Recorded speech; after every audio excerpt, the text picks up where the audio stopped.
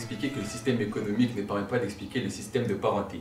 Dans votre analyse de la société Barouya, vous avez d'abord essayé de vous appuyer sur des thèses structuralistes et marxistes en vogue dans les années 1960 à 1980 pour constater que ces approches ne permettaient pas de rendre compte de la naissance de la société Barouya.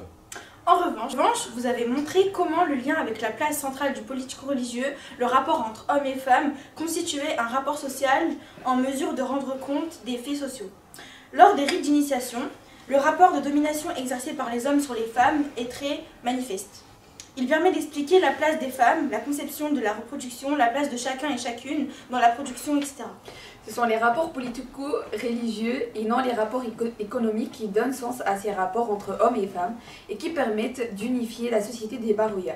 Vous écrivez ainsi que l'analyse de ces faits et de bien d'autres qui vont dans le même sens, la conclusion s'imposait. Ce sont les rites d'initiation qui ont permis à ces groupes d'exister comme un tout à leurs propres yeux et à ceux de leurs voisins. Pouvez-vous nous expliquer pourquoi les rapports économiques et de parenté ne suffisent pas à créer entre les groupes sociaux une base commune permettant de les réunir pour en faire une société? Est-ce que la logique des rapports entre hommes et femmes et la place du politico-religieux que nous avons évoqué suffisent à l'expliquer?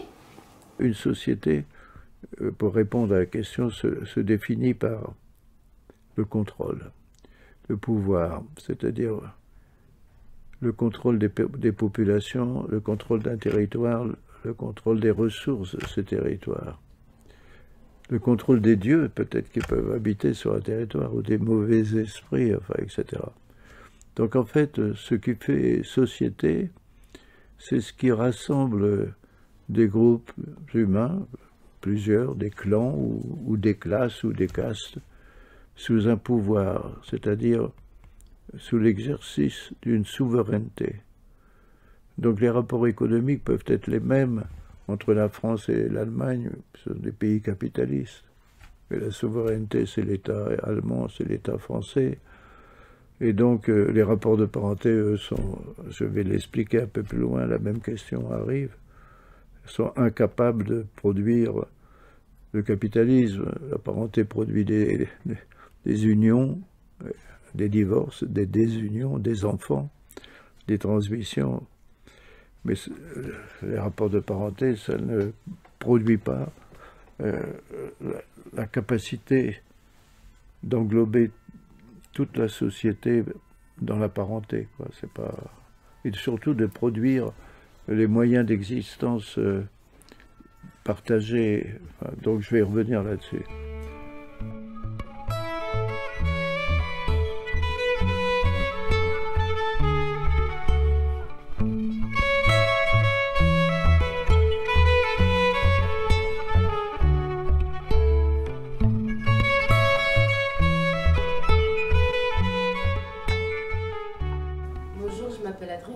Bonjour, je m'appelle Siliane. Bonjour, je m'appelle Cyril. Dans Communauté, Société et Culture, 3 clés pour comprendre les identités en conflit. Vous affirmez que les rapports de parenté ne peuvent pas expliquer la naissance de la société Barouya, mais que les rapports politico-religieux sont en mesure de le faire. Dans un article de 2018, dans Libération, vous expliquez que jamais et nulle part la famille n'a été le fondement de la société. Et vous rappelez que la nature de l'homme est de transformer son existence et de se faire toujours autre. Pourtant, le concept de famille paraît important pour un individu puisque celle-ci joue un rôle clé dans sa socialisation en transmettant à l'enfant dès son plus jeune âge le langage et les codes sociaux les plus élémentaires. Par exemple, le fait d'apprendre à manger correctement, mais aussi des valeurs et des normes qui l'aideront ensuite à développer des relations sociales. Ne nous dit-on pas que la famille nous transmet des codes culturels constituent le premier et plus important milieu social ou encore de la qualité de vie adulte dépend grandement de la qualité des relations entre les membres de la famille. D'après certains sociologues comme Robert Castel, l'intégration suppose une sociabilité qui s'exprime dans plusieurs sphères comme celle du travail ou de la famille. Alors pourquoi la famille n'est pas un fondement de la société? Est-ce que son importance est surestimée et qu'elle ne suffit pas pour servir le fondement? Est-ce que parce que le concept même de famille varie avec les sociétés et le temps, tandis que les rapports politico-sociaux demeurent toujours au fondement de celle-ci? Alors pourquoi la famille n'est-elle pas le fondement des sociétés? Alors, comme j'ai expliqué, les rapports de parenté évoluent. Un système de parenté, en évoluant, engendre un autre système de parenté. Et rien de plus. Rien de plus. Aujourd'hui, chez les Barouya, le système, c'était un système par échange des femmes, hein, entre clans, quoi. Maintenant, à cause de la pression missionnaire et autres, une partie des Barouya, d'après ce qu'on m'a dit, échange maintenant du pognon. Donc ils passent à la dot. Donc on propose à une femme et à la famille de la femme 1000 €. Enfin, c'est pas ça, mais... Et donc il y a même un conflit des... Vous ne pouvez pas donner un peu plus, non? Et à qui va aller le pognon? À la femme ou au père de la femme, bien entendu. Donc, alors pour les missionnaires, c'est mieux, paraît-il, d'échanger, on voit bien la mentalité européenne, d'échanger de la richesse pour une personne que d'échanger une personne contre une personne. Alors, donc, ils ne comprennent pas que quand vous échangez une personne pour une chose, les liens sont indestructibles. Si vous prenez la dot, on peut divorcer. Donc il n'y avait pas de divorce chez les Barouya avant. Il y avait une coopération entre les deux clans pour la vie, quoi. Aujourd'hui, c'est donc ça fragilise tout. Donc pour revenir à la question, c'est on est dans une famille, mais ma famille m'a pas donné la montre, m'a pas donné l'éducation, l'école n'est pas ma famille. Il a fallu sortir de la famille tous les jours pour aller à l'école. Et ensuite, apprendre à conduire une voiture, tout ça. C'est pas ma famille, ni la parenté qui invente des voitures.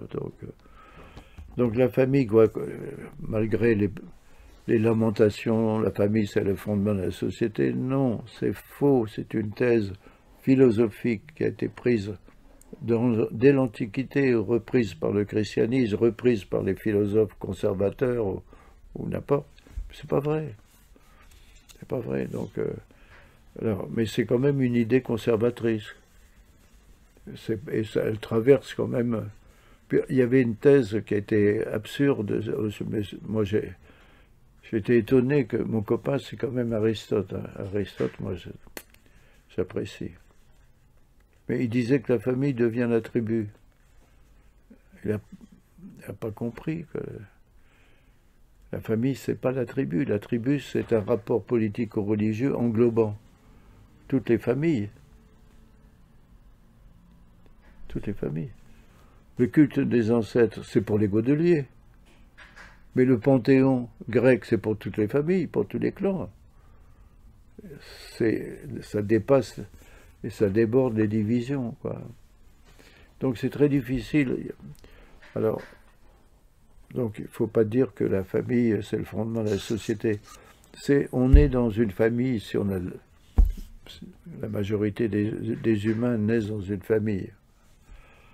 Soit la leur, soit un groupe qui fait famille. Sinon, ils meurent. On ne peut pas survivre sans famille pendant 2 ans, parce qu'on ne peut pas marcher, on ne peut pas manger. Il faut du lait en plus. Donc les Barouya disaient toujours, nous, il n'y a que les femmes qui ont leur sein pour nourrir. Vous, les Européens, les femmes ne foutent rien. On voit qu'elles rentrent dans des magasins, puis elles achètent des boîtes de conserve. Tandis que nous, on bosse. Et d'ailleurs, c'est pour ça qu'elle légitimait de tuer un enfant. Elle dit, est-ce que Maurice, tu vois, avec 2 enfants au sein, l'un de 1 an et l'autre qui vient de naître, je peux pas, moi. C'est moi qui travaille avec un bâton à fouille, c'est moi. Donc, je suis obligé,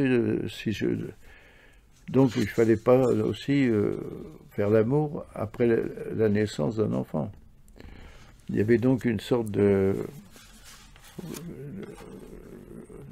de stérilité, enfin voulu postpartum, comme on dit, pendant au moins 2 ans, pour espacer les naissances.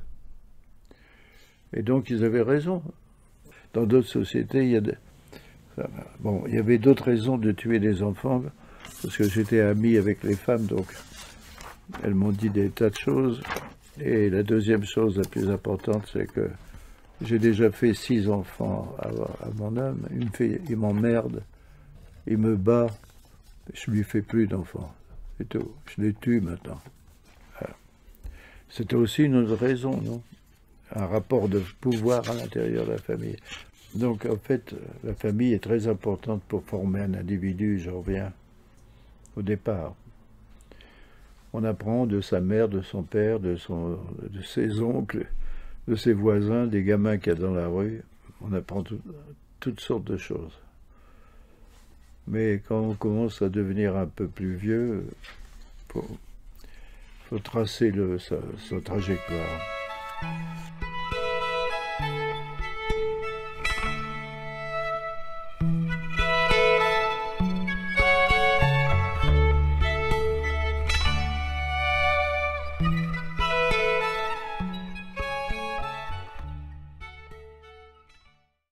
Dans votre conférence de 2017 à l'Université de Genève, Penser la société autrement, vous dites qu'à travers le monde, nous recensons 10 000 sociétés différentes.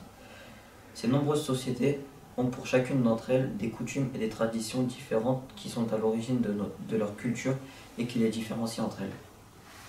Dès les premières pages de votre ouvrage, Communauté, société, culture, 3 clés pour comprendre les identités en conflit, vous interrogez si les Barouya et leurs voisins partagent la même langue, la même culture, la même organisation sociale. Est-ce que la notion de culture me permettait de comprendre pourquoi tous ces groupes locaux s'affirmaient comme des sociétés distinctes? Vous montrez que le processus de création d'une société passe par sa culture, ses coutumes et ses traditions. Ce point nous interpelle et nous intéresse. Dans la 3e partie du même livre, vous évoquez les rites des Barouya, notamment ceux qui entourent la Timiya, qui participent à des initiations. On comprend alors que pour eux, leurs différents rites, coutumes et traditions ont une place très importante au sein de leur société. Elles vont donc jouer un rôle fondamental. Vous rapportez les propos d'un Barouya qui vous explique « Maurice, on est devenus les Barouya lorsqu'on a construit notre propre Timiya et qu'on a initié nous-mêmes nos garçons pour en faire des guerriers et des chamans. » Si l'on se rend aux Philippines, en Asie, on peut y observer une tradition qui consiste à saluer les personnes les plus âgées et les personnes considérées aux yeux des Philippins comme des personnes importantes en prenant leurs mains et en la collant à leur front. Cette pratique, au cours des années, a perduré pour faire aujourd'hui entièrement partie de la culture des Philippines. Finalement, cette pratique, comme d'autres dont elle est solidaire, permet de différencier cette société des autres. À quel point le fait de disposer de ses propres coutumes, traditions et cultures est-il important dans la formation et l'existence d'une société? Quels liens ces éléments permettent-ils de créer entre les membres d'une même société? À quel point le fait de disposer de vos propres traditions est-il important? Non, une société, on peut exporter ses coutumes, par exemple. L'Amérique latine n'existait pas.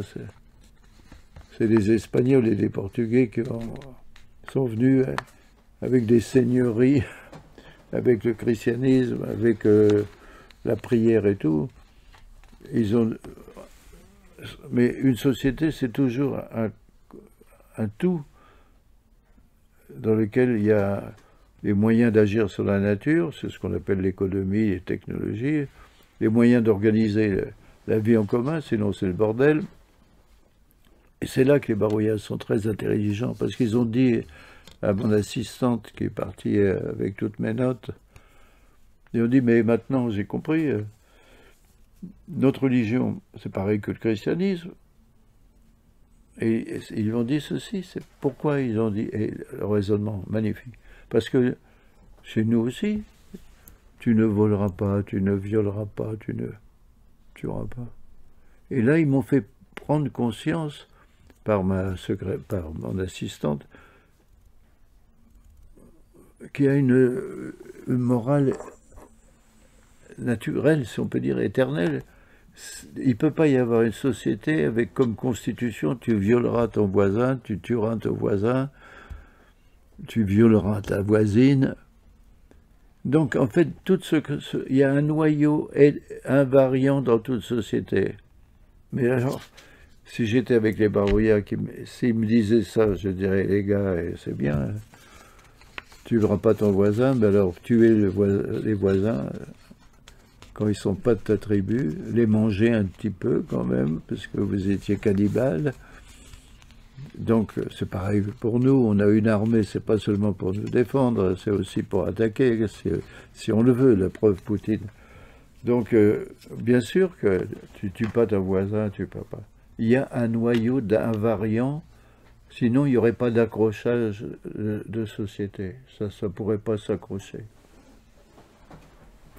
Donc oui, alors culture, tradition, bien sûr. Dès qu'une société continue d'exister, elle produit de la tradition. Hein. C'est comme moi, en vieillissant, j'ai dû produire 2-3 traditions d'enseignement.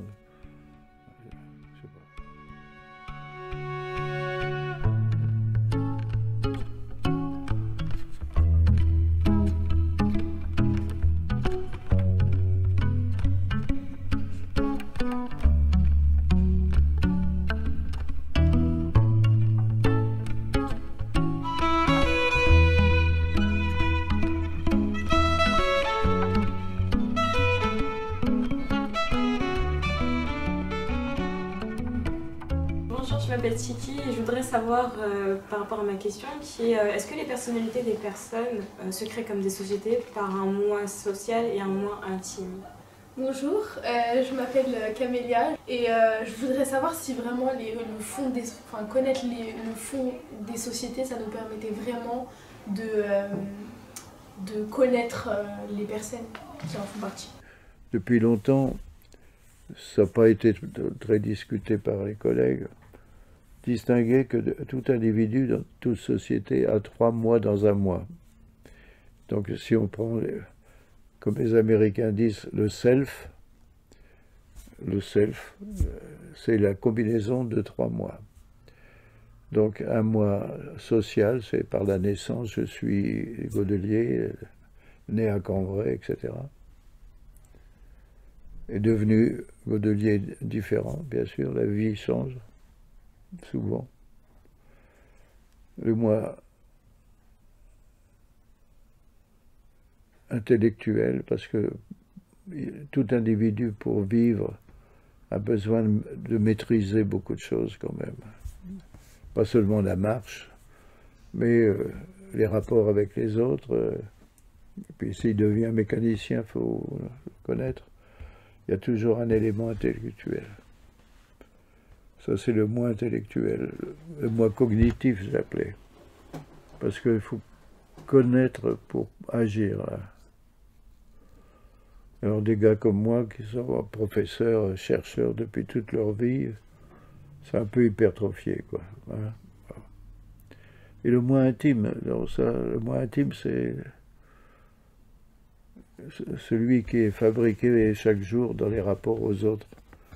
Dans les bons ou mauvais rapports aux autres, dans les malheurs et les souffrances ou les bonheurs. Et ça, c'est difficilement partageable. Bon. Donc tout individu est équipé au moins de 3 mois, quoi. Et dans le moi social, il y a le moi politique, il y a le moi religieux, bien sûr. Et ça, c'est très pratique. Pourquoi? Parce que la plupart des anthropologues, des sociologues, des philosophes ne définissent jamais les composantes d'un rapport social. Moi, j'ai toujours, après, quand je suis devenu professionnel, que j'ai dû enseigner, je me suis demandé qu'est-ce qu'un rapport social, puisque tout le monde commence en disant la sociologie, c'est l'étude des rapports sociaux. Et donc, j'ai pris un exemple très simple, le rapport père-fils. Et c'est là, en prenant un rapport père-fils, rapport social, je me suis tout de suite aperçu que c'était composé de deux faisceaux de relations opposées. Des relations opposées forment un rapport. Le rapport père-fils n'est pas le rapport fils-père, mais les deux sont nécessaires pour faire le rapport social. En travaillant un peu plus, parce que donc ça c'est de l'analyse d'un invariant de tout rapport. Et donc à ce moment-là, continuons pour les étudiants sur le rapport père-fils. C'est un rapport matériel. Bon, c'est aussi un rapport biologique si le père est le père génétique. Mais ça peut être un rapport social si le père est un père social, c'est tout. Stepfather. C'est un rapport matériel parce que théoriquement on attend d'un père la protection matérielle. Il doit nourrir son enfant, pas seul, avec sa femme peut-être, etc. C'est un rapport social, c'est un rapport donc intellectuel aussi, parce que être père, on sait qu'on est père, théoriquement. On sait ce que signifie socialement être père, même si on dévie. Donc il y a un élément intellectuel dans le rapport. C'est pareil pour le fils, il doit avoir connaissance qu'il est fils d'eux. Si son père l'a reconnu, tout ça. Et donc c'est aussi matériel, intellectuel, social et affectif. Donc tout rapport social contient des affects. C'est pour ça que ça m'emmerde d'entendre parler de psychologie, de sociologie et tout ça. Tout rapport social contient plusieurs éléments qu'il faut pouvoir analyser. Et il y a toujours un élément psychologique, il y a toujours un élément affectif. Le rapport patron-employé, il y a toujours un rapport à la fois matériel parce qu'on bosse pour lui, et puis il fait chier peut-être, mais peut-être un rapport donc de haine ou de ressentiment ou de coopération, je ne sais pas. Donc un rapport social doit être analysé comme ça, comme en phase et dans le rapport est un rapport aux autres, mais à soi-même. Donc ce qui est étonnant, c'est que le rapport est entre deux personnes ou deux groupes, mais dans les personnes. Il est à la fois le rapport entre eux et dans. C'est pour ça qu'on peut refuser que le rapport continue, se séparer de son père, le maudire, n'importe, et donc interrompre le rapport. Et donc ça m'a semblé très important de pouvoir avoir une sorte de théorie abstraite. Enfin, on peut dire ce que j'ai dit là, c'est les trois éléments intellectuels, matériels et affectifs, les affects, attachés à tout rapport social. Donc la connaissance du fond des sociétés permet-elle vraiment de connaître les personnes qui en font partie? Oui, parce que je peux anticiper leur conduite sociale. Non, pour accéder à leur intimité. Pourtant, la question de Tiki et de Camélia, c'est des questions très compliquées. Parce que pour accéder non pas au fond de la société dans ses rapports, mais au fond d'une personne, ça demande de l'empathie réciproque, hein, c'est très compliqué. Et puis, comme dit, si les gens ne parlent pas, c'est difficile de les connaître. Donc la parole et le dialogue est nécessaire pour ça. C'est pas la peine de deviner les autres, enfin on devine qu'elles sont tristes, etc. Il y a bien des signes de l'intimité, hein. Mais pour aller plus loin, derrière les signes, il faut que la personne parle d'elle-même. Et vous-même, vous devez répondre en parlant de vous-même. Donc la question est très belle, très belle. Il n'y a pas de Il n'y a pas de principe de fermeture de toutes les réciprocités de perspective. Je pense.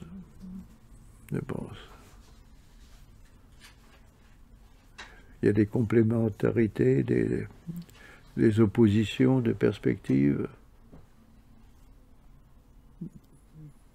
Mais il n'y a pas de principe de fermeture, on pourrait dire, pas comme Husserl. Il n'y a pas de moi transcendantal, il n'y a pas de sujet transcendantal, il n'y a pas d'idéalité transcendantale. Il faut partir du fait que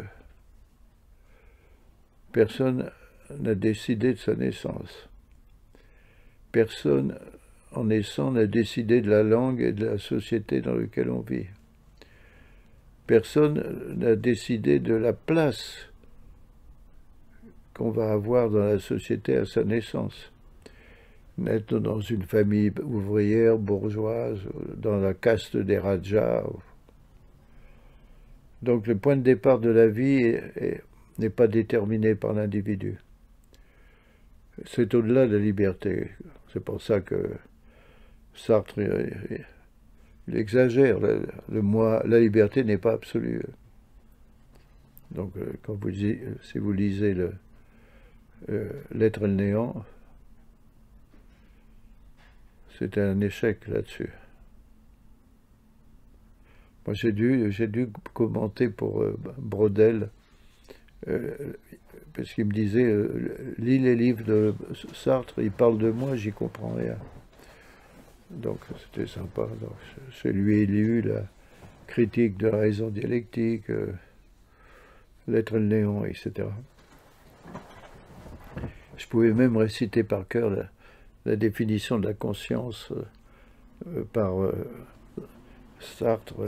La conscience est un être dont il est dans son être, question de son être, en tant que cet être implique un être autre que soi. Vous dites ça, les étudiants sont perdus. Tout ça, ça veut dire que c'est un vieux truc de la phénoménologie, quoi. On est toujours conscience d'eux, et jamais pas conscience de rien. Le rien, c'est un néant de conscience. Mais bon, quand je racontais ça à mes étudiants, je faisais ça pour les faire marrer, quoi, pour montrer que on pouvait parler un peu plus simplement. Mais bon, voilà. Donc la question qu'elle pose, Tiki, c'est tout à fait important. Le moi intime se développe à partir de la vie, quoi, et de la trajectoire de vie qu'on a. Dans la même famille de pauvres, on peut avoir un frère, un fils qui va devenir riche, et les autres, ou autrefois, quand c'était le moi, quand la société contrôlait beaucoup plus le destin des jeunes, dans les sociétés, disons, de l'ancien régime, pour dire les choses. C'était pas le capitalisme, le marché, l'argent, c'était plutôt les relations de dépendance et de servitude. Là, il y avait un fils qui pouvait devenir prêtre. Il y a un fils, c'est le cadet, parce qu'il n'a pas d'héritage, ou l'inverse. C'est l'aîné qui hérite, c'est pas le cadet. Les filles, on leur donne une dot, démerdez-vous. Et quand il n'y a pas de dot, on devient soit bonne, soit bonne sœur. Et là, les destins étaient très souvent, les destins sociaux, très souvent désignés par la société, par les parents qui reproduisaient ces règles et qui les imposaient, quoi. C'est pas le cas maintenant. Les individus ont beaucoup plus grande liberté de créer un destin personnel. Depuis le 19e siècle, si vous voulez. Avant le 19e siècle, les gens n'avaient pas le choix dans le mariage. C'est depuis ce temps-là qu'on parle d'amour, et le mariage d'amour, ça n'existait pas avant. On se mariait dans son rang. Et mes parents m'ont fait faire des études et m'ont dit on n'a voulu qu'un seul enfant parce qu'on voulait que tu changes de condition. Donc, ils ont employé des mots simples, changer de condition. ne pas aller travailler en usine, quoi.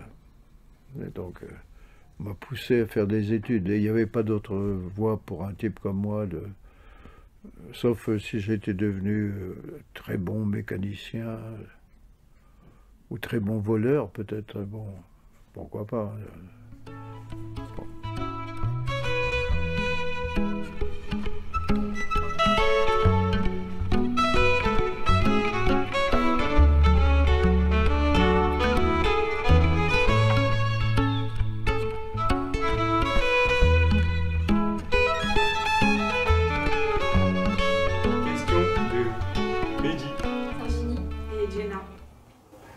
Dans votre œuvre Communauté, Société, Culture, 3 clés pour comprendre les identités en conflit, vous exposez que la société des Barouya s'est fondée par le biais de leurs rites et de leurs croyances. Vous écrivez que ce sont les rites d'initiation qui ont permis à ces groupes d'exister comme un tout, et à leurs propres yeux et à ceux de leurs voisins, amis et ennemis. Mais une société ne peut-elle pas se passer de religion ou de sacré? En 1905, nous avons eu en France une loi promulguant la séparation des églises et de l'État. Ce fait est très récent dans l'histoire, longue, et constitue certainement une singularité. La souveraineté est alors devenue celle du peuple. Pourtant, pendant près de 2 millénaires, avec le christianisme devenu religion d'État à partir de 391, la vie sociale était fortement hiérarchisée par cette réalité théologico-politique. Progressivement, des gens ont aspiré à une démocratie ecclésiale. Ils ne voulaient plus recevoir toutes leurs consignes religieuses de cette hiérarchie, mais faire leur propre chemin.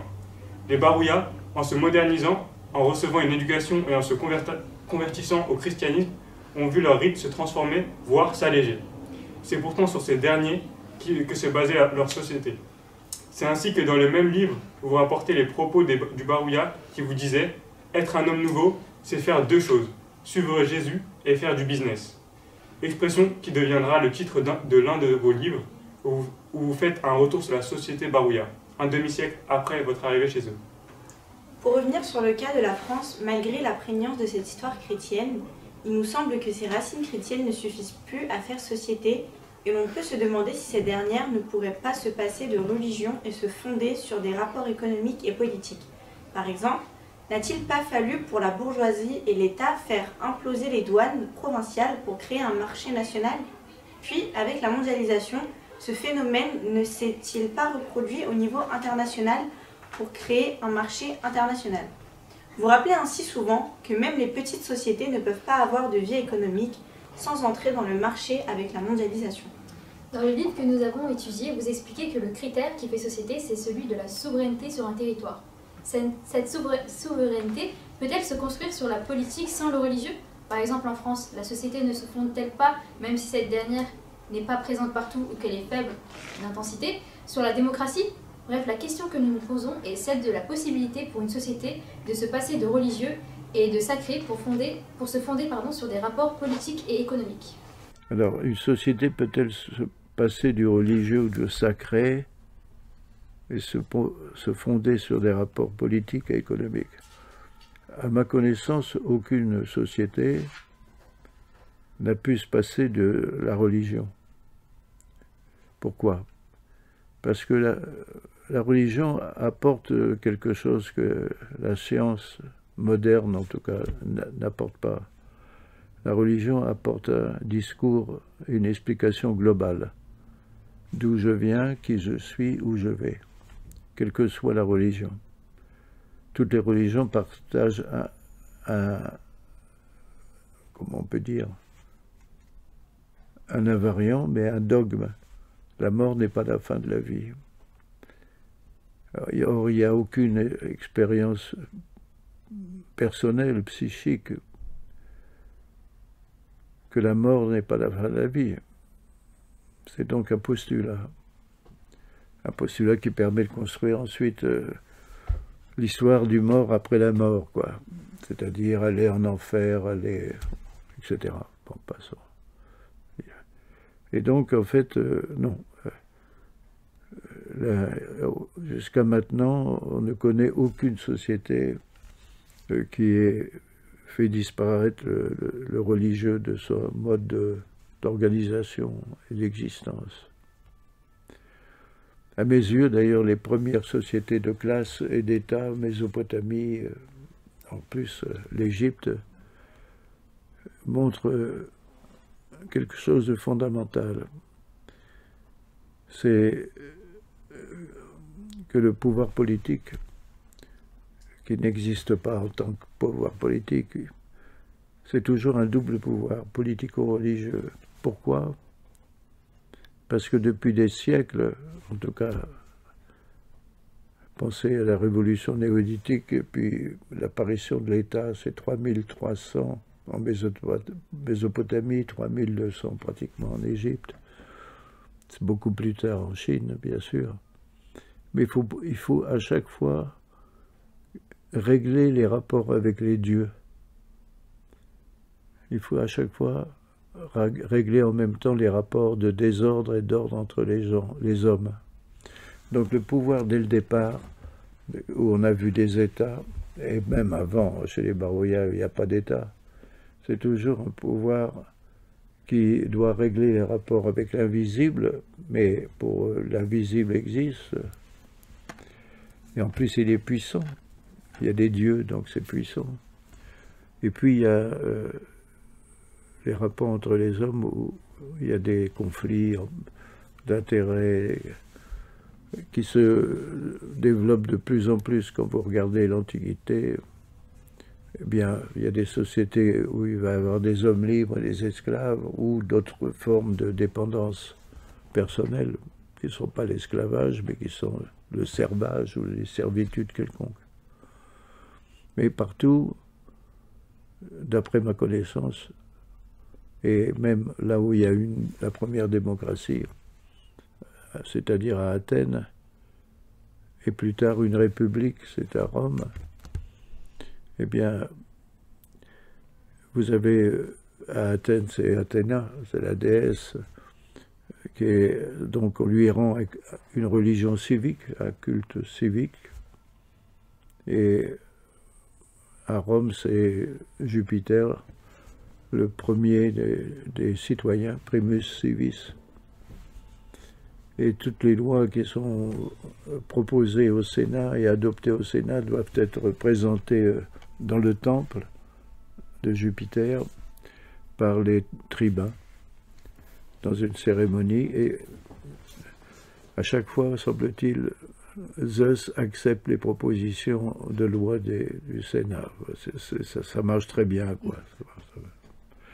Donc ça ne peut pas exister. Alors, il peut exister, comme en France, la séparation du politique et du religieux, mais pas, jusqu'à maintenant, il n'y a aucune société qui soit laïque au sens qu'il n'y ait plus de religion là. Il n'y en a pas. Et à mes yeux, il n'y en aura pas avant des siècles.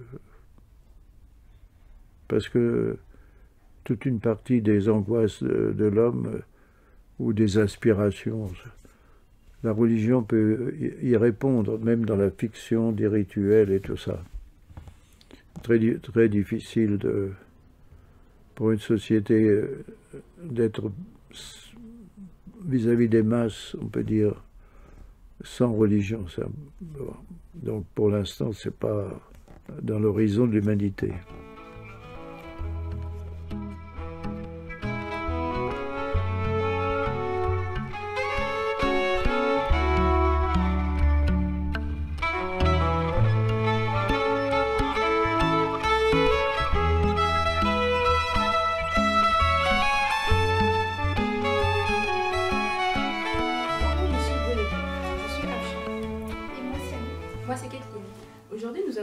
Pour vous. Pourquoi dire que la société des Barouya évolue plutôt que de mettre en avant la création d'une nouvelle société? Prenons une citation de votre livre « Communauté, société et culture, 3 clés pour comprendre les identités en conflit ». Vous écrivez « Qu'est-ce qui fait société ?» Ce ne sont ni les rapports de parenté, ni les rapports économiques, mais bien les rapports politico-religieux, les rites d'initiation, les institutions, les valeurs, etc. D'après vous, une société se fonde donc sur des rapports politico-religieux. Au début de votre livre, les Barouya possèdent des rites d'initiation et ont leur propre souveraineté. Ce sont leurs rapports politico-religieux qui leur ont permis de fonder leur société. Cependant, lorsque les Australiens ont colonisé leur territoire, ils ont apporté le christianisme, auquel les Barouya se sont convertis.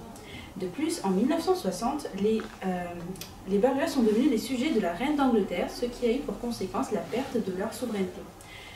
Ils sont ensuite devenus en 1975 des citoyens de l'État de la Papouasie-Nouvelle-Guinée. D'après une citation de votre livre, la société Barua n'a pas alors disparu, mais elle a cessé d'être une société souveraine, page 51. On peut donc dire que leur religion a changé, puisqu'au début ils exerçaient leur propre rite, et que par la suite ils se sont tous convertis au christianisme, mais également que leur politique a changé, puisqu'ils sont devenus citoyens de notre État. Si nous illustrons notre question avec l'exemple français, nous pouvons dire que notre pays était auparavant un pays chrétien où le système politique était la monarchie. Le politico-religieux était manifeste puisque cette monarchie était dite et considérée de droit divin. Aujourd'hui, en revanche, la France est un pays laïque où se pratique la démocratie. Il y a eu une profonde transformation des rapports politico-religieux accompagnés par des changements de nom tels que Gallia, la Gaule, le Royaume des Francs, France ou la République française.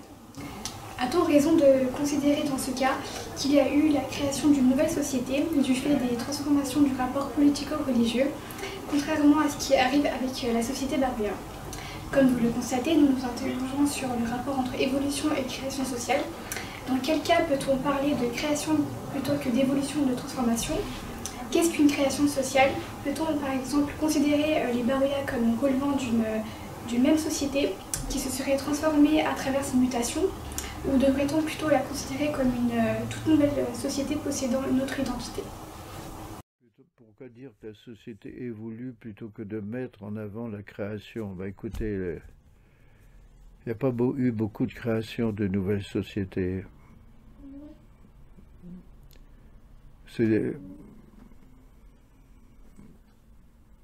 On peut dire qu'une nouvelle forme de société, et encore, ça a été la cité grecque avec le peuple, pas les femmes d'ailleurs, le peuple sont des citoyens, ils décident eux-mêmes de leurs lois. C'était une rupture dans l'Antiquité. Bon. On peut dire que la révolution islamiste de Roménie, c'est un changement total. Toute la société est encadrée par le clergé chiite. Le Parlement, les décisions sont maintenant soumises au guide suprême qui peut arrêter leur rôle parlementaire. On peut aussi dire que la révolution soviétique a été un changement de société, une rupture avec le capitalisme. Bon.